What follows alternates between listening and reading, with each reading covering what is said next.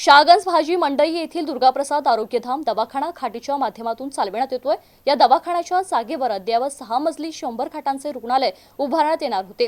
हे काम 2 ते 3 महिन्यात सुरू होईल अशी माहिती माजी खासदार इम्तियाज जलील यांनी जुलै 2023 मध्ये दिली होती। मात्र अजूनही या कामाला मुहूर्त लागलेला नाही।